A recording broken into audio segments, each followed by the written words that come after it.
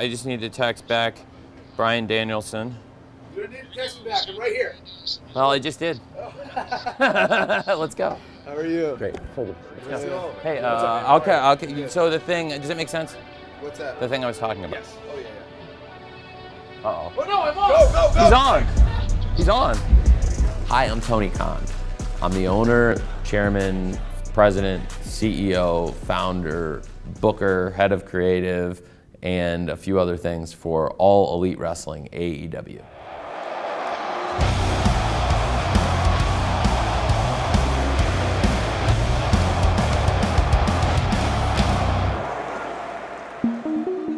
I was a TV kid. I watched the A-Team, and Hulk Hogan played himself on the A-Team, so that was pretty cool, but I didn't know that was a real person. I just thought that was a guy on TV at first.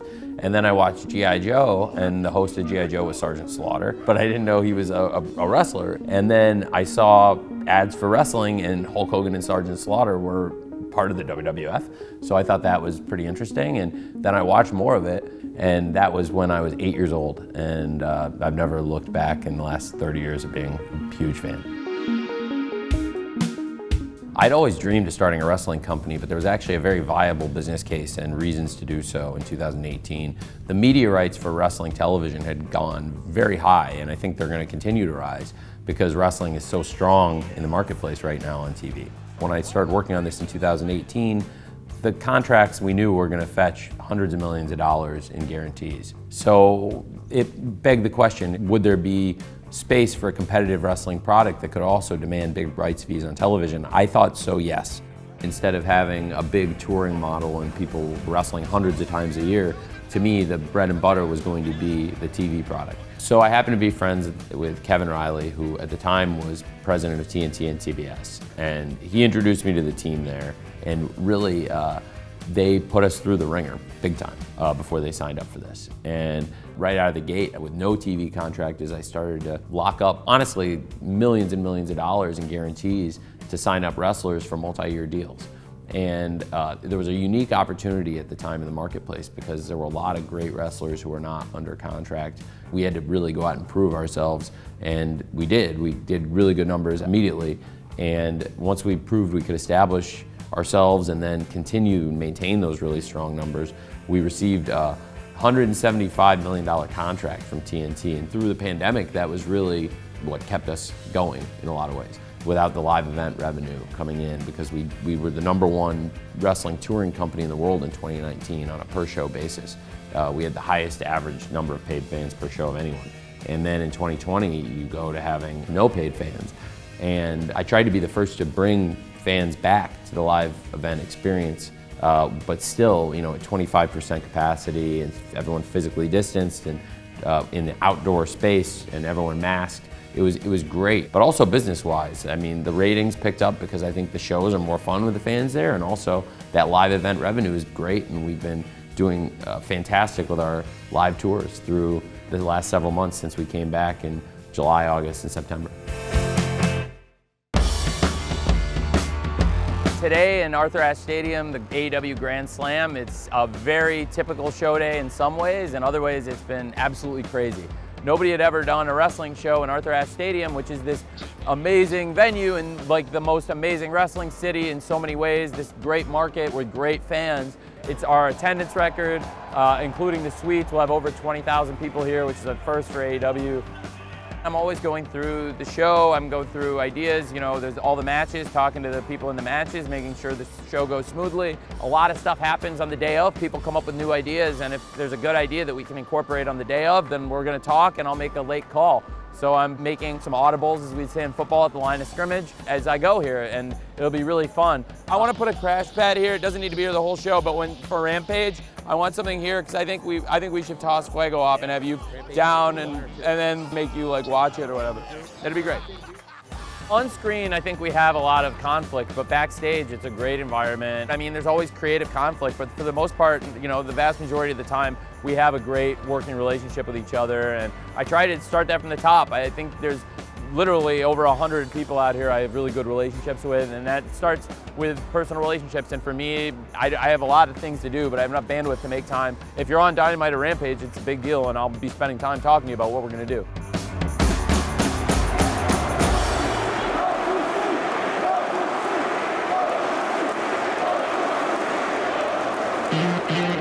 Being around Tony Khan is infectious, and he's a wrestling fan. I'm a wrestling fan. That's why I'm here today.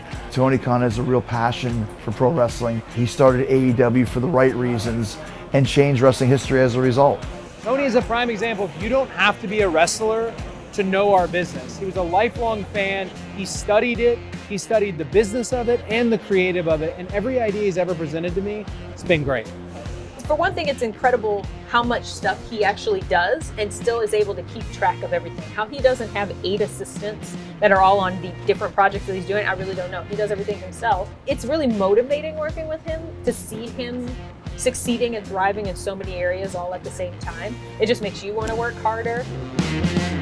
When we started AEW Dynamite just over 2 years ago in October 2019, it was a tough fight for a couple years. They had never been number 1 on cable until April 14th, 2021. And since April 14th, now we've had several number 1 finishes and a really hot run of them recently. With the launch of AEW Rampage, we had to get bigger and better and make this the best time in the history of AEW, which I think it really has been. In terms of every major business metric, television ratings, pay-per-view, viewership, live events, merchandising, we're at all-time highs in all of these metrics. So it's definitely the most exciting time in the history of our business. It really hasn't been anything like what we're doing in terms of competing head-to-head with WWE week to week in the cable ratings in 2 decades. And this is all now a head-to-head 2-team competition in many ways. So it is the most focused I think the fans have been on a head-to-head competition in a long time, because there haven't been 2 companies that were able to generate hundreds of millions of dollars in revenue since the late 90s. How do you define inclusive capitalism? How do you think it can be, it can address the most pressing issues, especially equality of opportunity, specifically regarding gender, race, and ethnicity, age, and socioeconomic background? So capitalism in its best form is about the beauty of competition to create the greatest product, to create the greatest outcome. But inherent in that is an assumption that everyone starts out on the same base, and then they compete, and whoever wins, wins. The market, right? The market share. But that's a false assumption when you take into account the fact that not everyone starts from the same place, particularly when we take into account race and gender. So what we have to do is recognize the disparities that have long existed and take that into consideration when we want to encourage competition. Mm-hmm. And that includes, for example, what I'm doing around women-owned small businesses, minority-owned small businesses, and giving people equal access to compete. That at its core will produce the best outcome for all, for the customer, for society, for our economy, and in the interest of the best of what capitalism should encourage and create. Songwriting is the greatest joy that I have in my life. It's my favorite element of what I do. Taking it in and being grateful every day for the fact that I get to write songs for a living, because a lot of people write songs and it doesn't get to be what keeps their lights on. And for me, to be able to be one of those people, I never forget how lucky I am.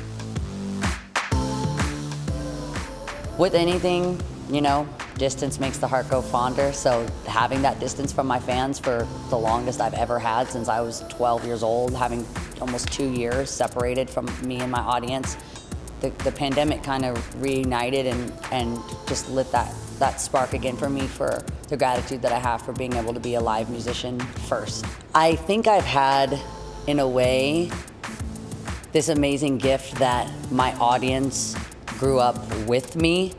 It's very different than the relationship that I have with the public or the press or the media or their perception of me, but it's really stayed grounded in the really unique relationship that I have with my fans and with my audience. because a lot of us were the same age. The people that watched my show were my same age.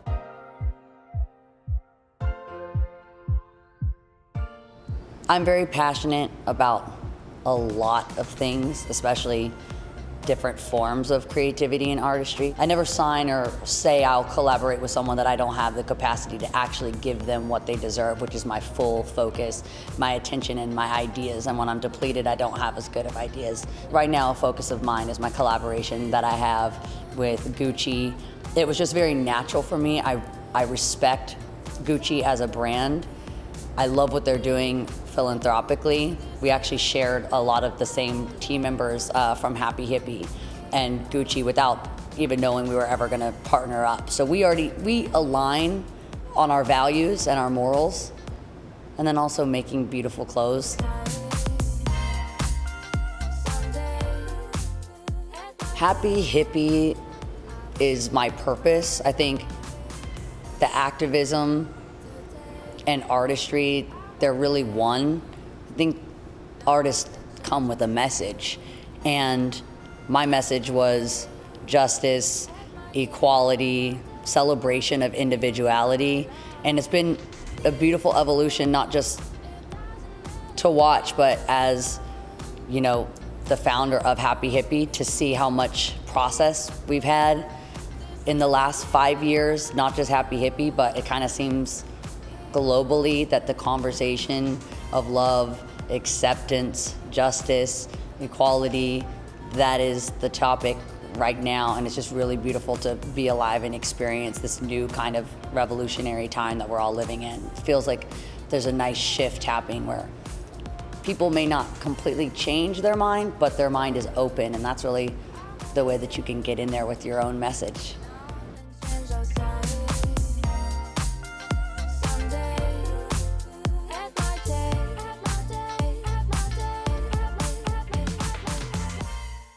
I know it might be hard to believe, but Tyler and Cameron Winklevoss, who the world got to know as the villains of the social network, who Mark Zuckerberg famously duped and turned their idea into one of the biggest companies in the world, might actually be at the forefront of a counterculture movement. I think from the outside, the world kind of wants to not like these guys. They're 6'5", blonde, Harvard grads. They grew up in Connecticut. Their father was wealthy.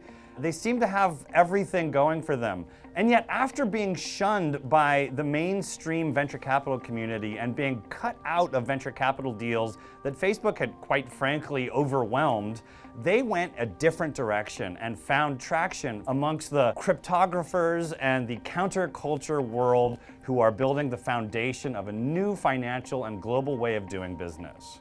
In the dozen years since Tyler and Cameron battled with Mark Zuckerberg, they've accumulated a fortune of $3 billion each.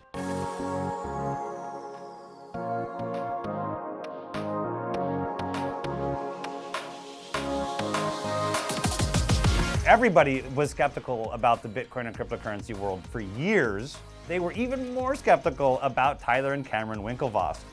We were not financial experts when we came to Bitcoin early on.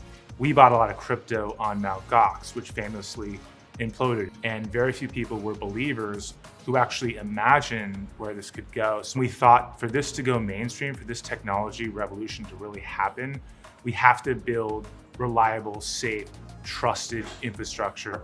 In 2014, they founded the Gemini cryptocurrency exchange. Unlike their nemesis, whose mantra was move fast and break things, Tyler and Cameron Winklevoss embraced an ask permission, not forgiveness mentality. Gemini is one of the most regulated cryptocurrency exchanges in the world, and while adoption for them has been slower than for some of the other bigger exchanges, they might be prepared for what some believe is the incoming onslaught of institutional adopters. It started with building a bridge into the future of money, and then more recently, a bridge into the future of art. We think art should be digital. NFTs solve the digital scarcity problem. In 2019, they acquired Nifty Gateway, an exchange for NFTs, or non-fungible tokens, that are now taking the world by storm. No, I have to talk about the twins, don't I? The other twins.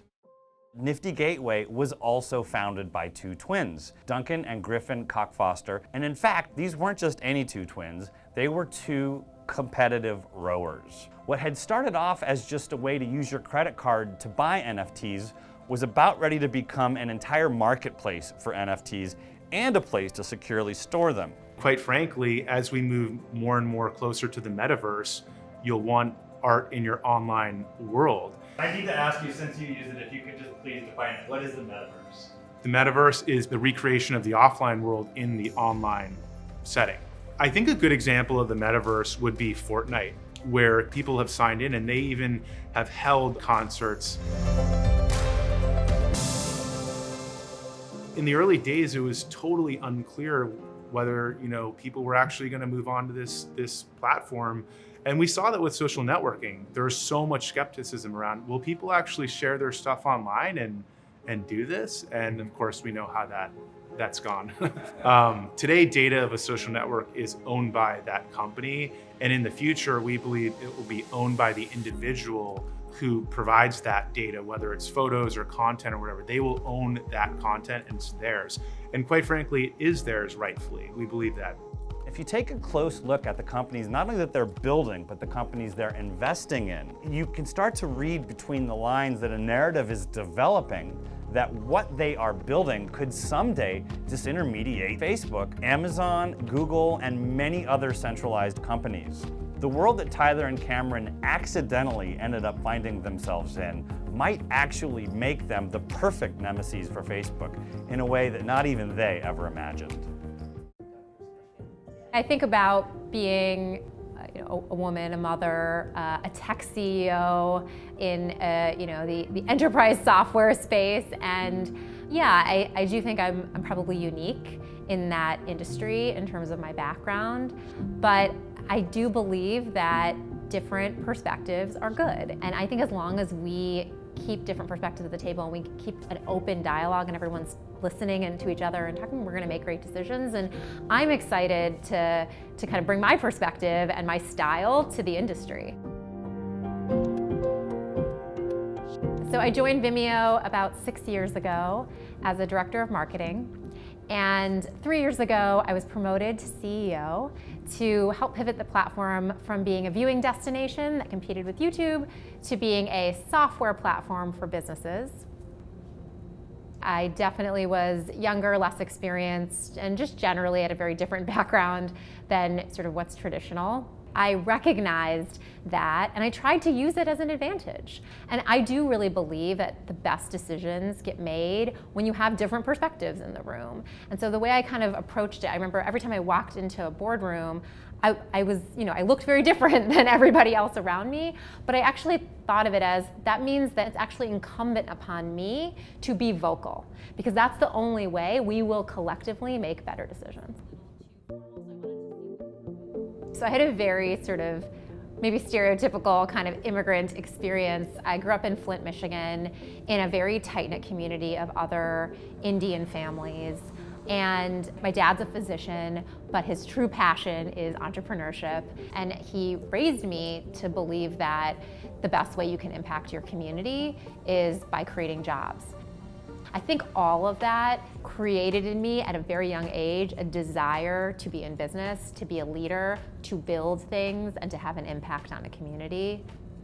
If you'd asked like little ambitious Anjali what she wanted to be, I would have said I wanted to be a CEO or a leader of a platform that I thought was affecting positive change. And it's honestly amazing to me that I feel like I'm actually in that position now. I feel so privileged and fortunate, but I do feel in some ways like my parents' like American dream has kind of come true for me. This is so cool. Can you draw? You want to do a circle? You want Mama to do a circle? I think being a mother has made me both stronger and more empathetic. I look at each of my colleagues and it's like I didn't appreciate what was happening in their personal lives and how hard it can be. And there were so many things about the way that we work in the past that I just were so insensitive to working parents that I never appreciated. I mean, I was the one before I had a kid who was like, why aren't we doing the 6 o'clock call? without realizing that's the window for a lot of people to see their kids. So I think it's been obviously an incredible experience. I'm a very proud mother, but I also just think, it's a challenging one, and if you can survive it, makes you stronger. And I do think it's the job of folks like me and other leaders to make it easier for working parents to really do all the things that they can do. Some of the lessons that I learned from my experience becoming a CEO is look where others aren't looking. Sometimes when you're in organizations, it feels like there aren't opportunities, and you have to create your own opportunities. And sometimes the best way to do that is to find the places where people aren't focused. Don't stay in your lane. I think sometimes as an employee, you feel like the organization just wants you to do X, Y, and Z. But actually, I can tell you as a CEO, I want to grow the business and do what's great for the business. And if there are people around me who can bring ideas to help me grow the business, I want to hear them. I want to learn, I want to build, and I want to make an impact. And today, I'm more excited than ever to do that at Vimeo. I think we have an incredible platform and opportunity. And I'm also, I got a lot of energy and a lot of work and value I want to bring to the world. So I hope to do many things, but always, if I'm learning, building, and making an impact. If you think about what it would normally take to start a business, you've got to rent some real estate on Main Street, and then you've got to invest in buying a whole bunch of inventory and stocking the shelves. On Etsy, you can create a listing for 20 cents. If it sells, make that product, and then invest more and more in making more products. And that way you get to learn what types of products your customers are interested in, how to price it, and the cost of entry is so low. My name is Josh Silverman. I'm the CEO of Etsy, and we're here in Brooklyn at the Etsy headquarters. I started as an entrepreneur and was a co-founder and CEO of Evite back in the late 1990s. But for the past 20 years, I've had the privilege to work for companies that had a very successful first act, where I've come to help and unlock a really successful second act. So for example, I was the CEO of Skype at a time when Skype was about free phone calls. And my team and I pivoted Skype to be about video calling, to being about being together when you can't be in the same room. And that unlocked a major new chapter for Skype. Etsy's always had the best of intentions. It's always believed that we can be both a great corporate citizen and a great business. I think where we've made a lot of progress in the past 5 years is connecting those intentions with outcomes. So as a culture, we have really embraced accountability. We're very data-driven, and we really believe in focus. We pick a few things at a time. We obsess over delighting our customers, and then we're willing to take bold bets to make sure that the customer experience on Etsy is really world-class. And I'm incredibly proud of how the team has risen to that challenge and really delivered a world-class experience to both our buyers and our sellers. I'm incredibly proud of how this marketplace now serves well over 5 million sellers, who report that 2/3 of them actually had more sales in 2020 than they did in 2019. So when you think about how much economic hardship the pandemic has wrought, Etsy has really been a haven. It's really been a source of economic power for literally millions of people around the world who might be displaced through automation, who might be displaced through the pandemic, and are turning to Etsy and finding that we can provide an economic opportunity for them. In fact, there's almost $3 billion per quarter being bought and sold on Etsy right now.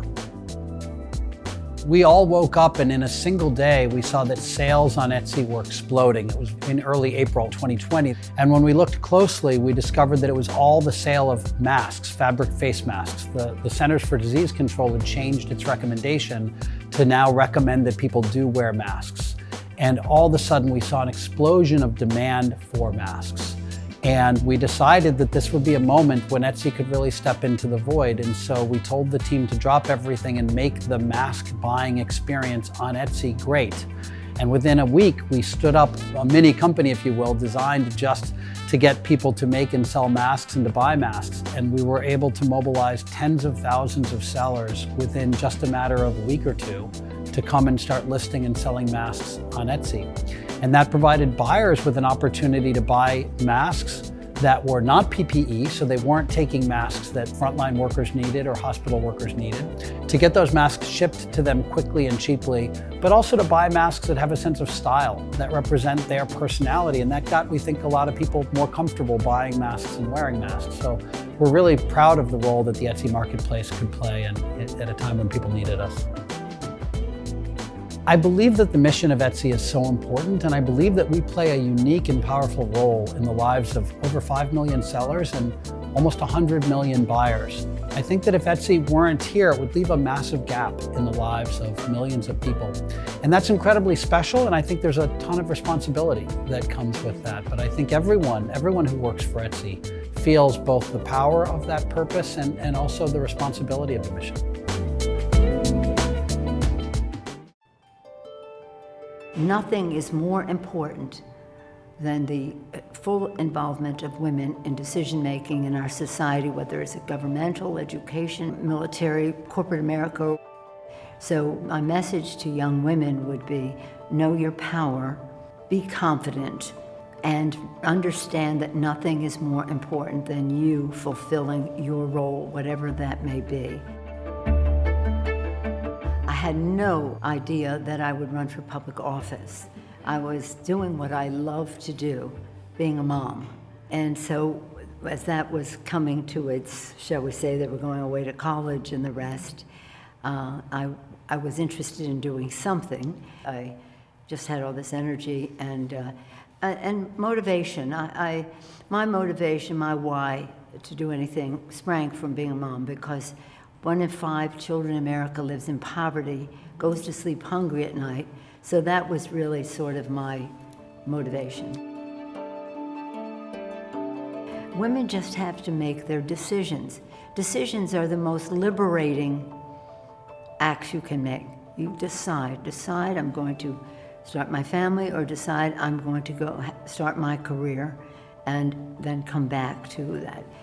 It's hard to do both at once. But it's very possible. I have 4 daughters who are professionals. They had their families and their careers at the same time, but that was their decision. Your path is your path. Don't worry about following somebody else's path. It will have its own natural tempo, and it's challenging. You know, it is challenging to multitask all the time with family and the rest. People tell me that's the hardest thing for them, is how do they allocate their time. You don't know what's around the corner. So just be confident in who you are and that you have a plan. You have a vision and you have a plan. You will succeed. In theory, there's no reason why Luminar should exist. There's no reason why I or any member of the team should have been able to build what we built. You have some of the largest technology companies and automotive companies on the planet that have been trying to solve this problem for the better part of a decade and beyond. But the fundamental aspect of it is you have to have that strategic vision, that level of innovation, that blank slate approach, and just pure drive, hours, everything that you need to put into it, like no tomorrow, to be able to successfully deliver and execute. And I think that's the reason why we exist, and that's the reason why some of the greatest technology companies of our generation exist as well.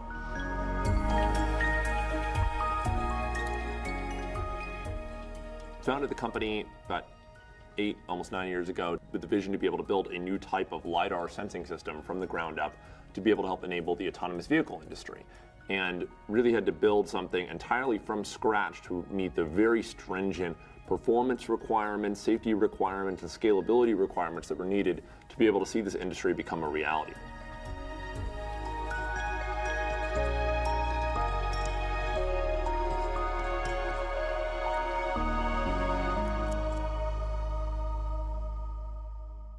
When you have to build something truly from the ground up, everything is a challenge. You know, it's and not a trivial one. You have to be able to ensure that you're successfully balancing all the different aspects of the business beyond the core technology developments. And to be able to successfully execute on that is something where you're still having to build the plane as it's taking off, and because you have to really have that vision around where you can be.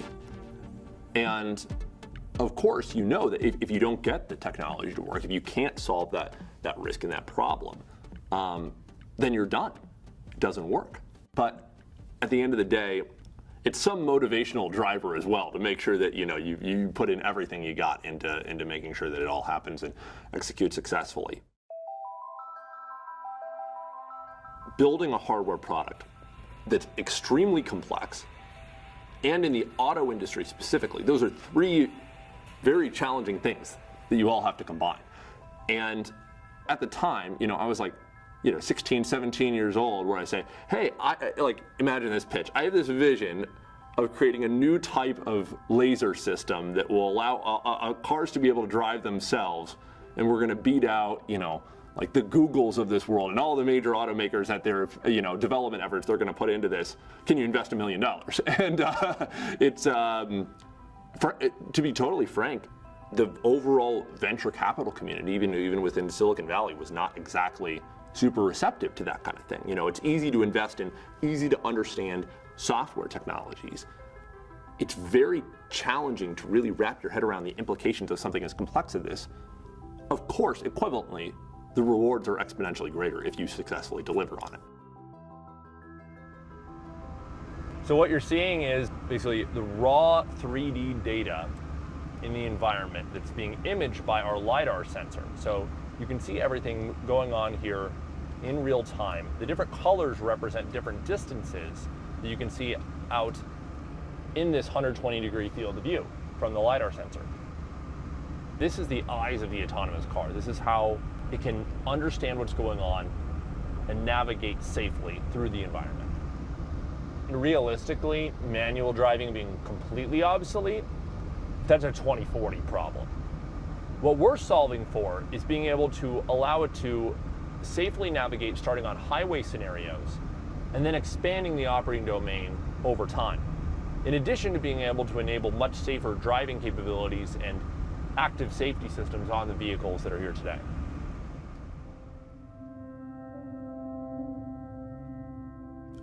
The physics behind it, how to be able to make all of this work, is really, really hard.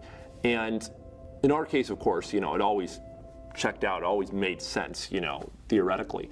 And that's where, after integrating all of these different things, after years worth of work, to be able to have the opportunity to see it, to have it come alive, to have it all work, and now to be powering some of the future of the largest companies in the world in this transportation industry, it is incredibly inspiring, to myself, to the team, to everyone, and what drives us every day. The thing that I'm most proud of is being able to show that we've successfully seen this through, that end to end, and showing that you can have this almost like David versus Goliath scenario in so many different dimensions that can all come together, and it really is possible. I don't really define success. It's not sort of a word that preoccupies me. When you define success, you might be completely undershooting your potential, right? That's the danger when you think of the world in that way, whereas we're always looking at, how deep can we reach? How high can we aim given what we have to work with here? So that's really our mindset towards everything. I am Frank Slootman. I am the chairman and CEO of Snowflake. We're a newer generation of software companies. We are enabling massively scaled, very, very high performance analytical data processes. This day and age, business processes are end-to-end digital, and data becomes the beating heart of their enterprises, and Snowflake is what enables that. Things are going to change dramatically in the world of data. I mean, historically, data has been used for reporting, it's been used for populating dashboards. Where we're moving now is that where data is literally driving digital operations, and the requirements that come with that in terms of what the platforms have to be capable of, things like machine learning and AI, it's very different.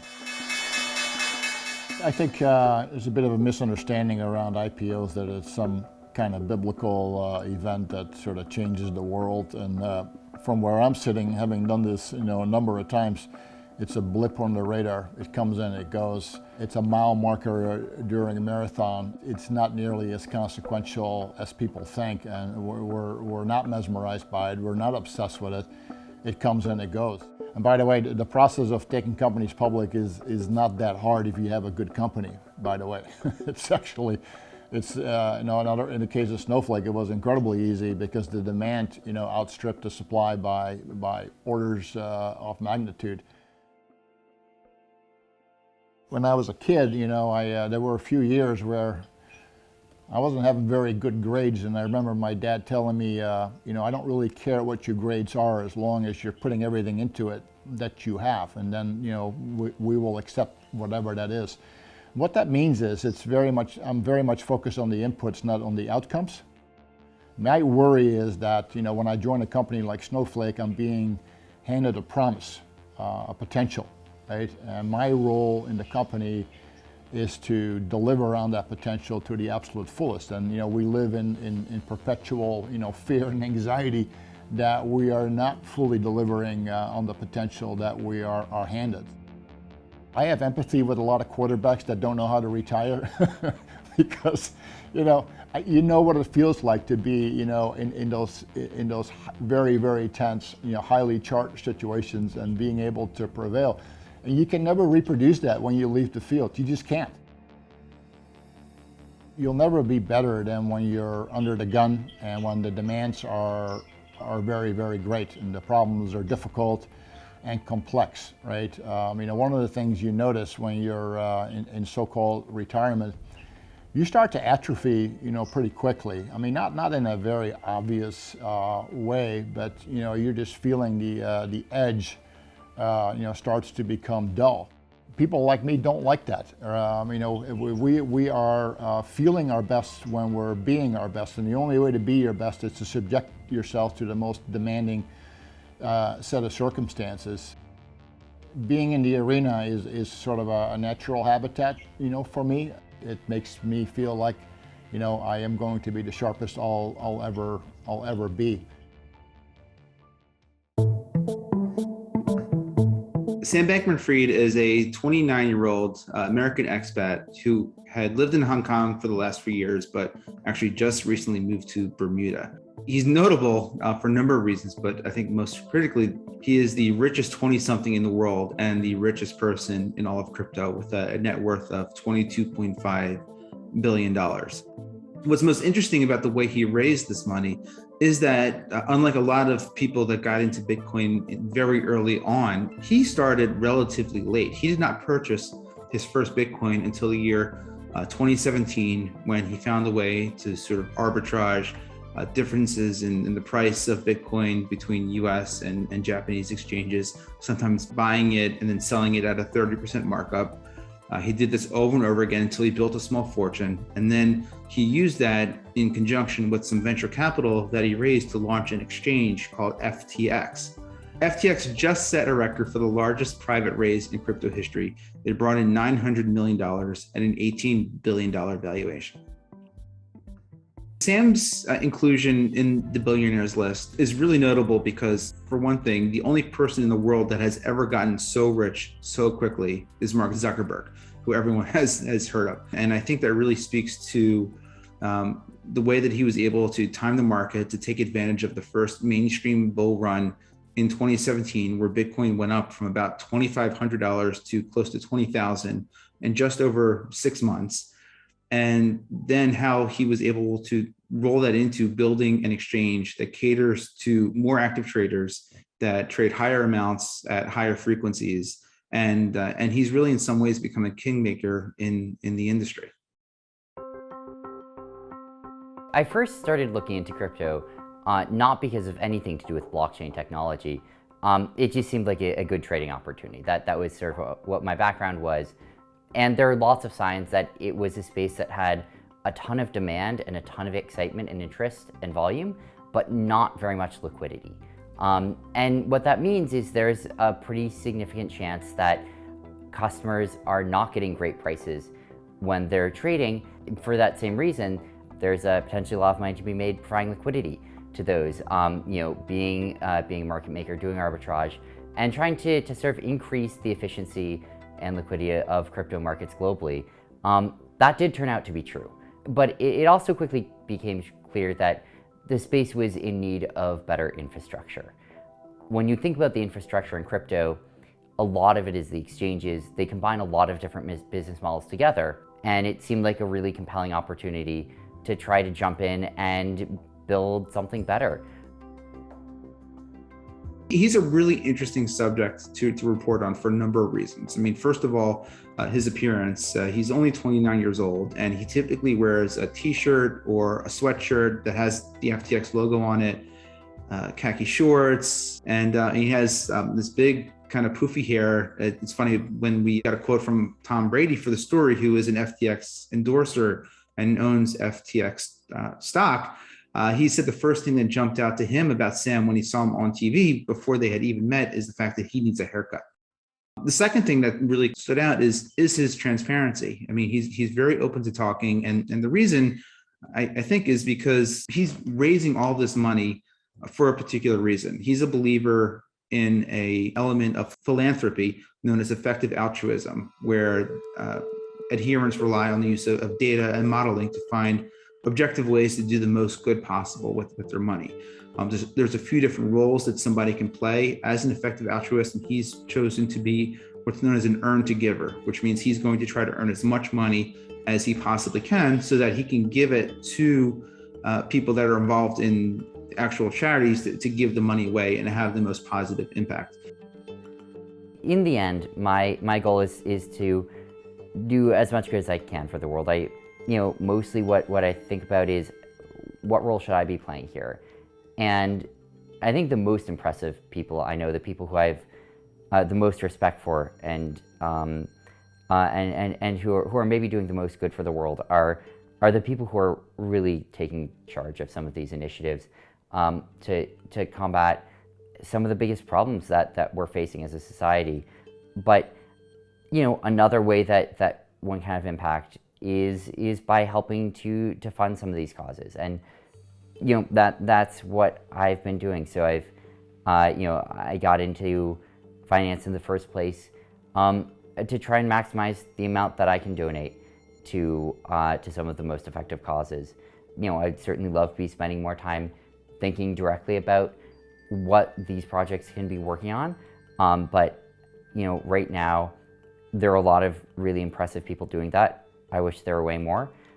My main role right now is to do what I can to help support them financially or any other way that I can. The idea of when a philanthropist decides to stop earning and starts giving it away is a question that has plagued billionaires for a very long time. And it's something that's very applicable to effective altruists, especially earn to givers, because their job, or I guess their self-appointed job, is to just make as much money as possible. This would mean that Sam has very little say in where the money goes or how it's spent. He's just going to make as much as possible. And that's a really interesting question, because that's not the same model that other corporate titans have taken. I spoke with a philosopher and a professor at Princeton known as Peter Singer, who is sort of seen as one of the fathers of this effective altruist movement. And he said it's a very individual decision, and it's hard to know what the right thing to do is. He spoke to me about Bill Gates and how Bill decided to step down from running Microsoft to run the Gates Foundation, which is very much a full-time job. And he told me it's really hard to kind of do the counterfactual and wonder, was that the right decision? Obviously, Microsoft is still doing well, but perhaps it would be doing even better if he decided to stay in that role and not turn it over to Steve Ballmer. This is the dilemma that Sam's going to be coming back to time and time again, especially if and when his wealth grows and becomes more liquid. He actually told us right now that he has only about $200,000 in the bank account. And in the story, we wrote that one way that Sam is very much like a 29-year-old is that he's remarkably cash poor. But assuming that his business ventures go as planned, at some point he's going to have to wonder if it makes sense for him to give away the money, or if he's happy to keep trying to earn as much as possible and give it to trusted third parties and partners to give it away. In spite of how much you plan, and in spite of how much you prepare, that life has a way of interrupting. And there's no accounting for what life dishes out for you. There's only accounting for how you deal with it. I didn't have a game plan, but I always knew that I wanted to be in the game. So I didn't know where I would be at 50. I knew from the beginning at 20 and 25 that my brother was going to seek public office, and I knew that wherever he was going to go, I was going to go with him. We've been best friends my whole life. He told me since I was a little girl that whatever he could do, he said I could do better.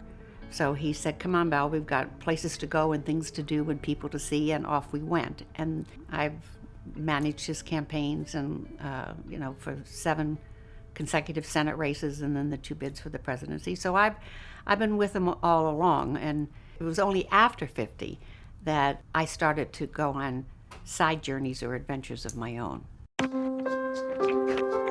So I got a real job outside the family, and I worked for 20 years with a man named Joe Slade White, who was a political media consultant, and I worked on Democratic campaigns throughout the country with candidates preparing their messaging and strategy. I signed up with Women's Campaign International. What we did is we trained women in emerging democracies how to get a seat at the table, the political table, and it's only when you can sit at the political table can then you dictate your economic freedom and what you can do.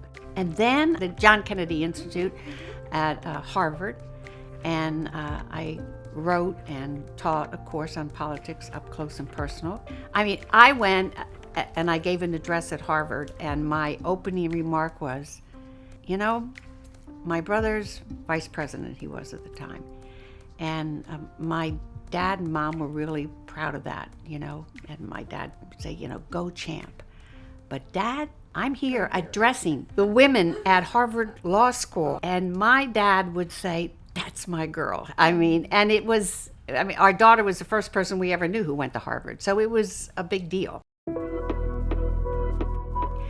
If you do the right things at the right time for the right reasons, the real stumbling block is it always doesn't come out the right way that you thought that it should. And life just has a way of unfolding, so you just have to be open. Serendipity plays such a greater role in our lives than we would ever figure. So I got the plan, I've got the purpose, I've got the education, I'm going for this, and then life interrupts. But serendipity is our friend. If you're just open and say, never thought of that.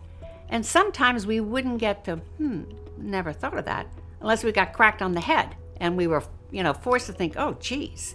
So that's what when I speak to the young students, what's your advice? And I said, be focused, that's great. Educate yourself, be focused, but be open. So Daniel Ek is a co-founder and CEO of Spotify, the music streaming giant.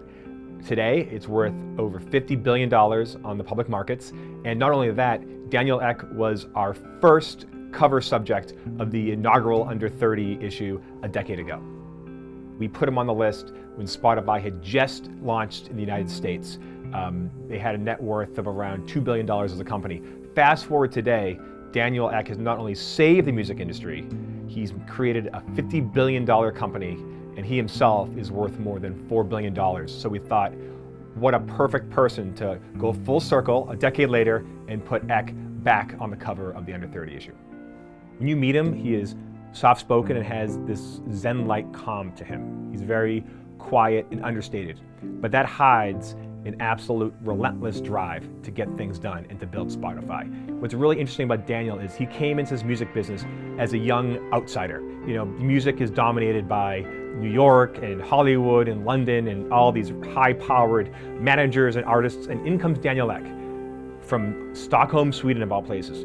Young, very understated, and he was able to do what no one else could do, and that was combine tech and combine experience, but also combined the business and record contracts to get everyone to agree to give him all these songs and then monetize it. And he keeps that drive going over and over again. This is what Eck had to say when we sat down with him in 2012. I got handed a guitar when I was like 4, and I got handed a computer when I was 5. So it was always like my destiny, I think, to do something with music and technology and do it in some shape or form. We also had Napster pretty early on in Sweden, and we had ubiquitous broadband. And what that meant was that people were consuming so much music so early on, like 1999.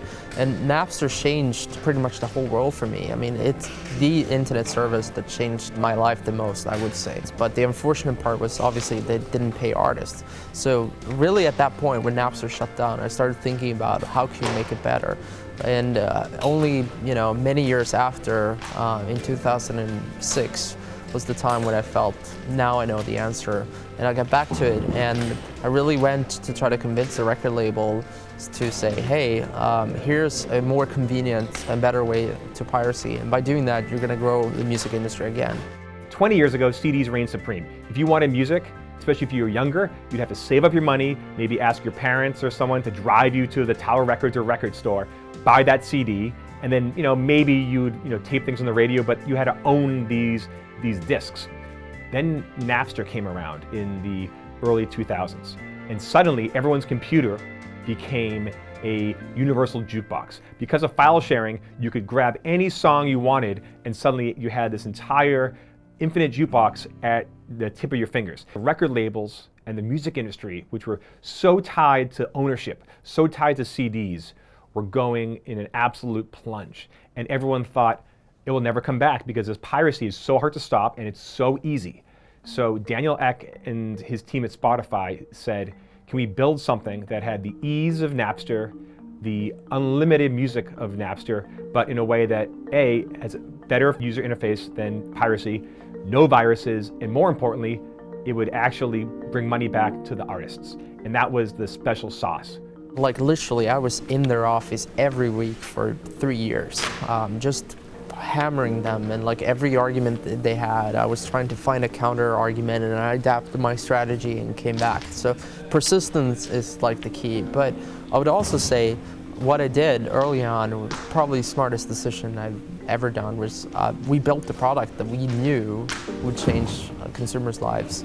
So we built it and we got it in the hands of the record label guys. And after a while, once you started playing around with Spotify, you realize, okay, holy shit, this is different and this is the future. The recording industry in 2011 was just over $14 billion in total revenue global in all recorded music. And streaming was a tiny bit of that revenue. It was only about $600 million of sales, making up about 4% of the global haul.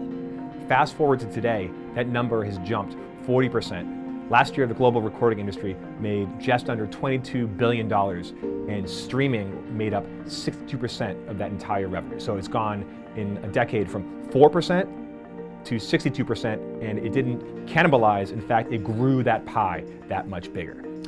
Daniel went from a young, shy, 28-year-old startup founder to now a CEO of a publicly traded company. He's married now, has 2 girls. It's been a big 10 years.